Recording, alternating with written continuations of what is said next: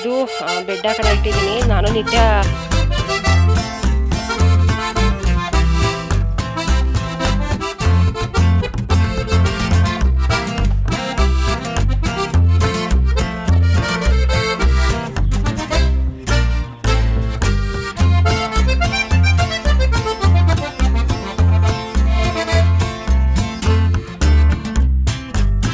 Hi ಎಲ್ರಿಗೂ ನಮಸ್ಕಾರ, welcome to my channel. ಎಲ್ಲರೂ ಹೇಗಿದ್ದೀರಾ? ಇವತ್ತು ಬೆಳಗ್ಗೆಯಿಂದನೇ ವ್ಲಾಗ್ ಮಾಡ್ತಾಯಿದ್ದೀನಿ. ಇವತ್ತು ಬೆಳಗ್ಗೆ ತಿಂಡಿಗೆ ಅಕ್ಕಿ ರೊಟ್ಟಿ ಮಾಡಿ ಕೋಸ್ಗೆಡ್ಡೆ ಪಲ್ಯ ಮಾಡ್ತಾಯಿದ್ದೀನಿ. ಈ ಸ್ಟೌವಿನೂ ತೆಗೆದಿಟ್ಟಿಲ್ಲ, ಇದರಲ್ಲಾದರೆ ಬೇಗನೆ ಆಗುತ್ತೆ. ಕೆಲಸ ಕೂಡ ಜಾಸ್ತಿ ಇತ್ತು, ಹಾಗಾಗಿ ಅದ್ರ ಮೇಲೆ ರೊಟ್ಟಿ ಮಾಡೋಣ ಅಂತ ರೊಟ್ಟಿ ಮಾಡ್ತಾಯಿದ್ದೀನಿ. ಬೇಗನೆ ಆಗಿಬಿಡುತ್ತೆ, ಜೋರಾಗಿ ಉರಿಯುತ್ತಲ್ಲ, ಹಾಗಾಗಿ ಜಾಸ್ತಿ ಕೆಲಸ ಇತ್ತು. ಸಿಕ್ಕಾಬಟ್ಟೆ ಒಂಥರ ಸ್ಟ್ರೆಸ್ ಆದಂಗೆ ಅನ್ನಿಸ್ತಾ ಇತ್ತು, ಟಯರ್ಡ್ ಅಂತ ಫೀಲ್ ಆಗ್ತಾಯಿತ್ತು. ಎಷ್ಟು ಬೇಗ ಕೆಲಸ ಎಲ್ಲ ಮುಗಿಸ್ತೀನಿ, ಒಂದು 2 ದಿನ ರೆಸ್ಟ್ ಬೇಕು ಅಂತ ಅನ್ನಿಸ್ತಾ ಇತ್ತು. ಹಾಗಾಗಿ ನಾನು ಇದು ಒಂದು 3-4 ದಿನದ ಹಿಂದಿನ ವ್ಲಾಗ್ ಆಗಿರುತ್ತೆ. 2 ದಿನ ಕಂಪ್ಲೀಟ್ ರೆಸ್ಟ್ ಮಾಡಿದ್ದೀನಿ. ಅಂತಂದರೆ ಮಾಮೂಲಿ ಅಡುಗೆ ತಿಂಡಿ ಕೆಲಸ ಮಿನಿಮಮ್ ಎಷ್ಟು ಬೇಸಿಕ್ಕಾಗಿ ಮನೇಲಿ ಮಾಡಬೇಕು ಅಷ್ಟು ಕೆಲಸ ಮಾತ್ರ ಮಾಡಿದ್ದೀನಿ, ಎಕ್ಸ್ಟ್ರಾ ಏನನ್ನೂ ಮಾಡಿಲ್ಲ. ಪ್ರತಿದಿನ ಇವಾಗ ಒಂದು ತಿಂಗಳಾಯಿತು ಅಂತ ಅಂದ್ಕೊಳ್ತೀನಿ, ದಿನಾನೂ ಹೆವಿ ಕೆಲಸನೇ ಇರುತ್ತೆ. ಒಂಥರ ಸ್ಟ್ರೆಸ್ ಅಂತ ಫೀಲ್ ಆಗ್ತಾಯಿತ್ತು, ತುಂಬ ಟಯರ್ಡ್ ಅಂತ ಫೀಲ್ ಆಗ್ತಾಯಿತ್ತು.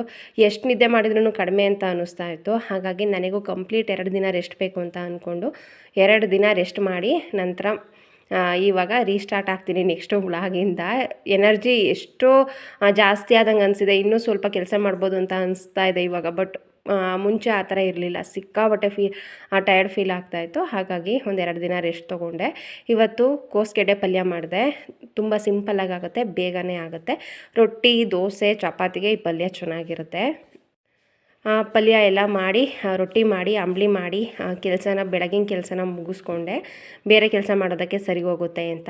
ಅಂಬಲಿ ಒಂಥರ ಎನರ್ಜಿ ಡ್ರಿಂಕ್ ಅಂತ ಹೇಳ್ಬೋದು ನನಗೆ. ನಾನು ಮುಂಚೆ ಎಲ್ಲ ಒಂದು ಸ್ವಲ್ಪ ಟಯರ್ಡ್ ಆದಾಗ ನಾನು ಕಾಫಿ ಕುಡಿತಾ ಇದ್ದೆ. ಕಾಫಿ ಅಭ್ಯಾಸ ಜಾಸ್ತಿ ಆಯಿತು ಅಂತ ನನಗೇನೋ ಅನ್ನಿಸ್ತು. ಹಾಗಾಗಿ ಬೆಳಗ್ಗೆನೇ ಎಲ್ಲ ಮಾಡಿಟ್ರೆ ಅಂಬಲಿ ಆಮೇಲೆ ಕುಡಿಬೋದಲ್ವ. ಹಾಗಾಗಿ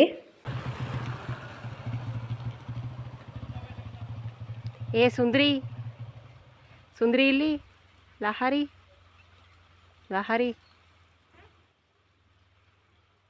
ಏನು ಮಾಡ್ತಿದ್ದೆ? ನನ್ನ ಮಗಳು ಸ್ನಾನ ಮಾಡಿಸಿ ಬಿಟ್ಟರೆ ಕನ್ನಡಿ ಮುಂದೆ ನಿಂತ್ಕೊಂಡು ಹೋಗಿ ರೆಡಿ ಆಗ್ತಾಯಿದ್ಲು. ಅದನ್ನು ನೋಡಿ ಒಂಥರ ಖುಷಿ ಆಗ್ತಾಯಿತ್ತು, ಎಷ್ಟು ಚೆನ್ನಾಗೆಲ್ಲ ರೆಡಿ ಆಗ್ತಾ ಇದ್ದಾಳೆ ಅಂತ. ಹಾಗೆ ಒಬ್ಬರು ಹಾಲು ಗಿಬ್ಬು ಕೊಟ್ಟಿದ್ರು ನಮ್ಮೂರಿನವರೇ. ನಮ್ಮದಿನೂ ಹಸು ಕರು ಹಾಕೋದು, ಇನ್ನೊಂದು 15 ದಿನ ನಮ್ಮ ಹಸುನು ಕೂಡ ಕರು ಹಾಕುತ್ತೆ.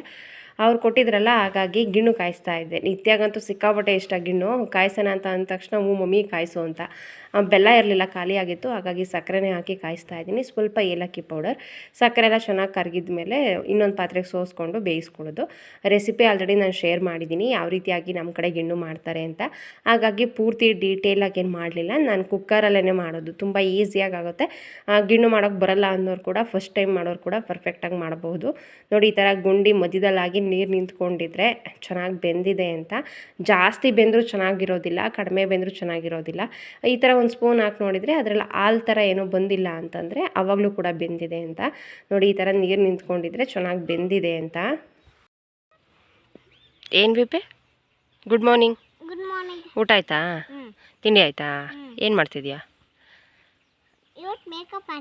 ಮೇಕಪ್ ಮಾಡ್ಕೊತಿದ್ಯಾ? ತಲೆ ಬಾಚಿದ್ನಾ? ಇವಾಗ ಅಕ್ಕೊಂದು ಬಾಚುತ್ತೀನಿ, ಜಾಗ ಬಿಡು. ಹಿಂದೆ ಬಾ, ಈ ಕಡೆ ಬಾ.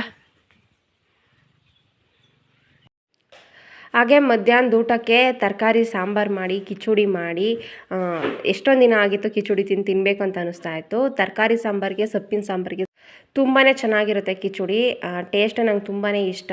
ಏನೋ ಒಂಥರ ಸಾಂಬಾರು ಟೇಸ್ಟ್ ಡಬಲ್ ಆಯಿತು ಅಂತ ಅನಿಸುತ್ತೆ, ಒಗ್ಗರಣೆ ಎಲ್ಲ ಇರುತ್ತಲ್ಲ. ಹಾಗಾಗಿ ಸ್ವಲ್ಪ ಹಪ್ಳ ತಾಳಿಸ್ದೆ, ಮಜ್ಜಿಗೆ ಇತ್ತು, ಮಸಾಲೆ ಮಜ್ಜಿಗೆ ಮಾಡಿದೆ. ಕಾಯಿ ರಸ ಮಾಡಿದ್ದಿದ್ರೆ ಚೆನ್ನಾಗಿರೋದು, ಬಟ್ ಕಾಯಿ ರಸ ಏನು ಮಾಡಲಿಲ್ಲ. ಮುದ್ದೆ ಮಾಡಿಕೊಂಡೆ, ತರಕಾರಿ ಸಾಂಬಾರಿಗೆ ಚೆನ್ನಾಗಿರುತ್ತಲ್ಲ ಅಂತ. ಮಧ್ಯಾಹ್ನದ ಊಟ ರೆಡಿ ಆಯಿತು. ಊಟ ಮಾತ್ರ ತುಂಬಾ ಚೆನ್ನಾಗಿತ್ತು. ದಿವಾನ್ ಕಟ್ ಮೇಲಿರೋ ಬೆಡ್ ಎಲ್ಲ ತೊಗೊಂಡ್ಬಂದು ನೆಲದೆಲ್ಲ ಹಾಕ್ಕೊಂಡು ಆಟ ಆಡ್ತಾ ಇರೋದು.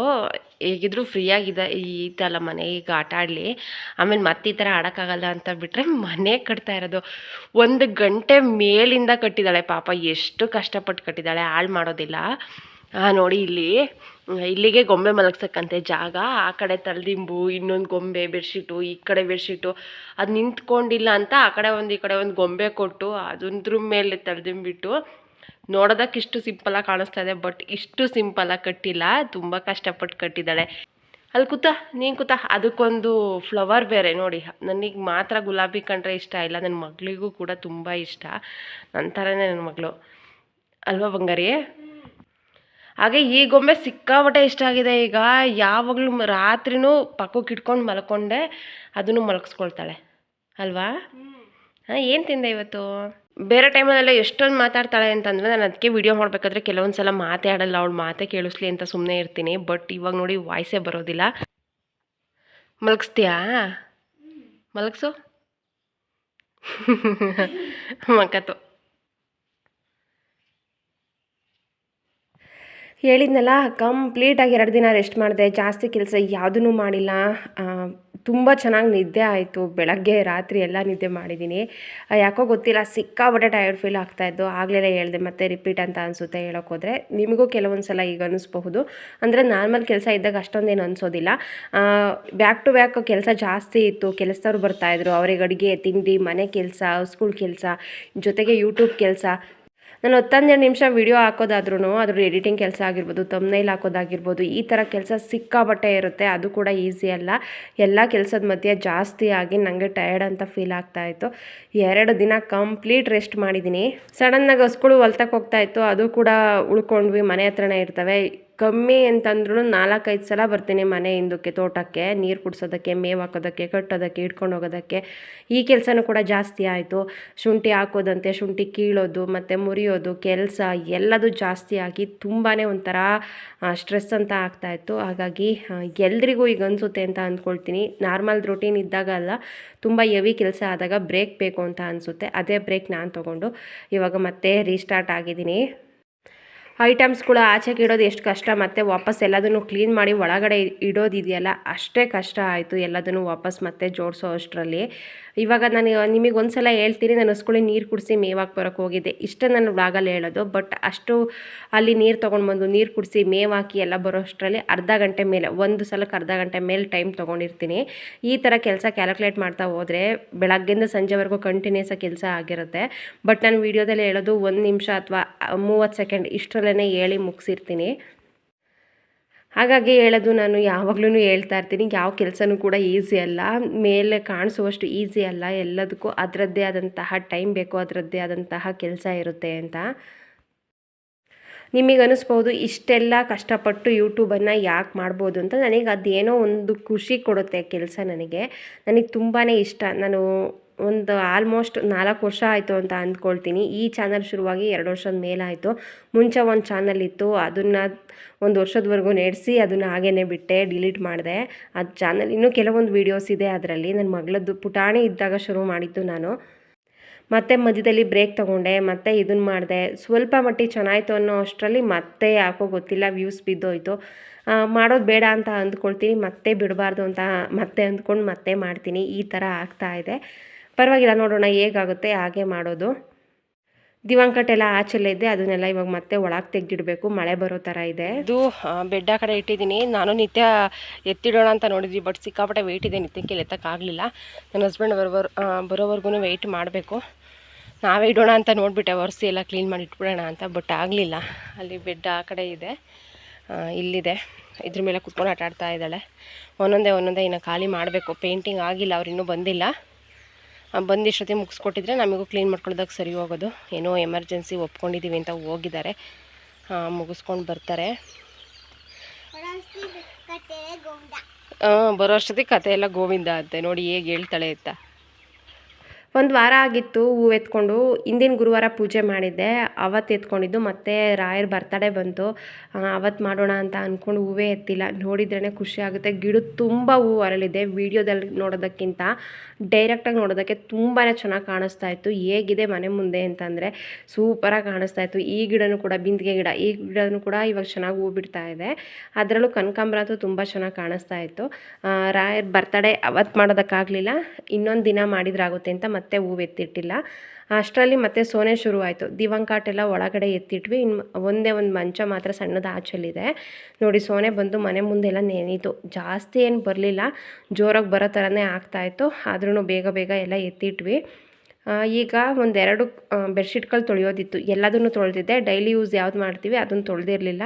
ಅದನ್ನು ಮಾತ್ರ ಯಾಕೆ ಬಿಟ್ಟಿರೋಣ, ತೊಳೆದಿಟ್ಬಿಡೋಣ ಅಂತ ಅಂದ್ಕೊಂಡು ಎಲ್ಲ ಇವಾಗ ದೊಡ್ಡ ಡ್ರಮ್ಮೆಲ್ಲ ತೊಳೆಯಬೇಕಿತ್ತು. ಹಾಗಾಗಿ ಫಸ್ಟು ಬೆಡ್ಶೀಟ್ ಎಲ್ಲ ಹಾಕಿ ಒಂದು 10-12 ಗಂಟೆ ಚೆನ್ನಾಗಿ ನೆನೆಸ್ತೀನಿ. ಆವಾಗ ರೋಸ್ಟ್ ಚೆನ್ನಾಗಿ ಬಿಡುತ್ತೆ. ಮತ್ತೊಂದು 2-3 ಸಲ ನೀರು ಹಾಕಿ ಚೆನ್ನಾಗಿ ಜಾಲಿಸಿದ್ರೆ ರೋಸ್ಟ್ ಇನ್ನೂ ಚೆನ್ನಾಗಿ ಬಿಡುತ್ತೆ ಅಂತ ಅಂದ್ಕೊಂಡು ನೀರು ಅರ್ಧ ಖಾಲಿ ಆಗಿತ್ತು. ಯಾವ್ದ್ಯಾವ್ದು ಉಳ್ಕೊಂಡಿತ್ತು ಎಲ್ಲದನ್ನು ಕೂಡ ಇವಾಗ ಸರ್ಪ್ ಹಾಕಿ ಶಾಂಪ್ ಹಾಕಿ ನೆನೆ ಇಟ್ಟಿದ್ದೀನಿ. ನೋಡಿ ಈಗ ಈ ಸೈಡು ಎಲ್ಲದನ್ನು ಕ್ಲೀನ್ ಮಾಡಿದ್ವಿ. ಸ್ವಲ್ಪ ಐಟಮ್ಸ್ ಇದೆ, ಅದನ್ನು ಆ ಕಡೆ ಸೈಡ್ ಜೋಡಿಸ್ಕೊಂಡಿದ್ವಿ. ಇವಾಗ ಮುಂಚೆ ಯಾವ ಥರ ಕಾಣಿಸ್ತಾ ಇತ್ತು, ಇವಾಗ ಯಾವ ಥರ ಕಾಣಿಸ್ತಾ ಇತ್ತು. ಒಂದು ರೂಮಿಗೆ ಅದೇ ಪಾತ್ರೆ ಇಟ್ಟಿದ್ದೀನಿ ಅಂತ ಹೇಳಿದ್ನಲ್ಲ, ಆ ರೂಮಿಗೆ ಇವಾಗ ಇಡೋದಕ್ಕೆ ಜಾಗ ಇಲ್ಲ. ಹಾಗಾಗಿ ಅದೊಂದು ಮಾತ್ರ ಮಂಚ ಆಚಲಿದೆ. ನೋಡಿ ಈ ಸೈಡ್ ಕಂಪ್ಲೀಟಾಗಿ ಕ್ಲೀನ್ ಮಾಡಿದ್ದೀನಿ. ನೋಡೋದಕ್ಕೇನೆ ಚೆನ್ನಾಗಿ ಕಾಣಿಸ್ತಾ ಇತ್ತು, ನೀಟಾಗೆಲ್ಲ ಕ್ಲೀನ್ ಆಗಿತ್ತು. ಯಾಕೋ ಗೊತ್ತಿಲ್ಲ, ಫ್ರೈಡ್ ರೈಸ್ ತಿನ್ಬೇಕಂತ ಅನ್ನಿಸ್ತಾ ಇತ್ತು. ಪ್ರತಿ ಸಲ ನಮ್ಮಲ್ಲಿ ಫ್ರೈಡ್ ರೈಸ್ ಅಥವಾ ಮಸಾಲ ರೈಸ್ ಏನಾದ್ರೂ ಮಾಡೋದಾದರೆ ನನ್ನ ಹಸ್ಬೆಂಡೇ ಮಾಡೋದು. ಈ ಸಲ ನಾನು ಮಾಡೋಣ ಅಂತ ಮಾಡ್ತಾಯಿದ್ದೀನಿ. ಇದಕ್ಕೆ ಕಡಲೆಕಾಯಿ ಎಣ್ಣೆ ಬಳಸ್ತಾ ಇದ್ದೀನಿ. ತುಂಬ ಚೆನ್ನಾಗಿರುತ್ತೆ ಫ್ಲೇವರ್. ಮಾಮೂಲಿ ಎಣ್ಣೆಲಿ ಮಾಡೋದಕ್ಕಿಂತ ಕಡಲೆಕಾಯಿ ಎಣ್ಣೆಲಿ ಪುಳಿಯೋಗರೆ ಆಗಿರ್ಬೋದು, ಫ್ರೈಡ್ ರೈಸ್ ಆಗಿರ್ಬೋದು, ಮಸಾಲ ರೈಸ್ ಆಗಿರ್ಬೋದು, ವೆಜಿಟೇಬಲ್ ರೈಸ್ ಆಗಿರ್ಬೋದು, ಎಲ್ಲದೂ ಕೂಡ ತುಂಬ ಚೆನ್ನಾಗಿರುತ್ತೆ. ಇವಾಗ ಎಣ್ಣೆ ಹಾಕಿದ್ದೀನಿ. ನಾನು ಯಾವ ಥರ ಮಾಡ್ತೀನಿ ಅಂತ ಕ್ವಿಕ್ಕಾಗಿ ಒಂದು ಸಲ ತೋರಿಸ್ಬಿಡ್ತೀನಿ. ಅದಕ್ಕೆ ಸಾಸಿವೆ, ಜೀರಿಗೆ, ಶುಂಠಿ, ಬೆಳ್ಳುಳ್ಳಿನ ಸಣ್ಣದಾಗಿ ಜಜ್ಜಿ ಹಾಕಿದ್ದೀನಿ. ಶುಂಠಿ ಬೆಳ್ಳುಳ್ಳಿ ಒಂದು ನಿಮಿಷ ಹಾಗೇ ಫ್ರೈ ಮಾಡ್ಕೊಳ್ತೀನಿ. ಅದ್ರದ್ದು ಹಸಿ ವಾಸನೆ ಹೋಗಬೇಕು. ಹಾಗೆ ಖಾರಕ್ಕೆ ಬೇಕಾಗುವಷ್ಟು ಹಸಿರು ಮೆಣಸಿನ್ಕಾಯಿ, ಹಾಗೆ ಒಂದು 2 ಈರುಳ್ಳಿಯನ್ನು ಸಣ್ಣದಾಗಿ ಪೀಸ್ ಮಾಡಿ ಹಾಕ್ಕೊಂಡಿದ್ದೀನಿ. ಕ್ಯಾರೆಟು, ಕೋಸು, ಬೀನ್ಸು, ನಿಮಗೆ ಯಾವ್ಯಾವ ತರಕಾರಿ ಎಲ್ಲ ಇಷ್ಟ ಆಗುತ್ತೆ ಅದನ್ನು ಕಟ್ ಮಾಡಿ ಹಾಕ್ಕೊಳ್ಬೋದು. ಕ್ಯಾಪ್ಸಿಕಮ್ ಇದ್ದಿದ್ರೆ ಇನ್ನೂ ಚೆನ್ನಾಗಿರೋದು. ನಂಗೆ ಕ್ಯಾಪ್ಸಿಕಮ್ ಖಾಲಿ ಆಗಿತ್ತು, ಹಾಗಾಗಿ ಎಷ್ಟು ತರಕಾರಿ ಇತ್ತು ಅಷ್ಟರಲ್ಲೇ ಮಾಡ್ತಾಯಿದ್ದೀನಿ. ರೈಸ್ ಮಾಡಿ ತಣ್ಣಗಾಗೋದಕ್ಕೆ ಇಟ್ಟಿದ್ದೀನಿ. ಬಿಸಿದನ್ನೇ ಮಿಕ್ಸ್ ಮಾಡೋದಕ್ಕೆ ಹೋದರೆ ಮೆತ್ತಗಾಗುತ್ತೆ ಅಂತ. ತರಕಾರಿನ ಪ್ಲೇಟ್ ಕ್ಲೋಸ್ ಮಾಡಿ ಒಂದು 60 to 70% ಬೇಯಿಸ್ಕೊಳ್ತೀನಿ. ಪೂರ್ತಿ ಬೆಂದರೆ ಚೆನ್ನಾಗಿರೋದಿಲ್ಲ, ತಿನ್ನುವಾಗ ಸಿಗಬೇಕು, ಆವಾಗ ಟೇಸ್ಟ್ ಏನೋ ಚೆನ್ನಾಗಿರುತ್ತೆ. ಹಾಗೆ ಪೆಪ್ಪರ್ ಪೌಡರ್ ನಾನು ಯಾವುದೂ ರೆಡಿ ಹಾಕೋದಿಲ್ಲ, ಮನೇಲೇ ಕುಟ್ಟಿ ಪುಡಿ ಮಾಡಿ ಹಾಕಿರೋದು. ಅಂದರೆ ನಮ್ಮ ಮನೇಲೇ ಪೌಡರ್ ಮಾಡಿ ಹಾಕಿರೋದು. ಸಿಕ್ಕಾಪಟ್ಟೆ ಫ್ಲೇವರ್ ಚೆನ್ನಾಗಿತ್ತು. ಜಾಸ್ತಿನೇ ಹಾಕಿದ್ದೀನಿ, ಹಾಗಾಗಿ ಮೆಣಸಿನ್ಕಾಯಿ ಸ್ವಲ್ಪ ಕಡಿಮೆ ಹಾಕಿದ್ದೀನಿ. ಜಾಸ್ತಿ ಖಾರ ಆದರೆ ನನ್ನ ಮಕ್ಕಳು ತಿನ್ನೋದಿಲ್ಲ. ಅದಕ್ಕೆ ಸ್ವಲ್ಪ ಗರಂ ಮಸಾಲ, ರುಚಿಗೆ ಬೇಕಾಗುವಷ್ಟು ಉಪ್ಪು, ಜೀರಾ ಪೌಡರು, ಹಾಗೆ ಪೆಪ್ಪರ್ ಪೌಡರು ಇಷ್ಟನ್ನು ಹಾಕ್ಕೊಂಡೆ. ಇವಾಗ ರೈಸ್ ಕೂಡ ಸ್ವಲ್ಪ ತಣ್ಣಗಾಗಿತ್ತು.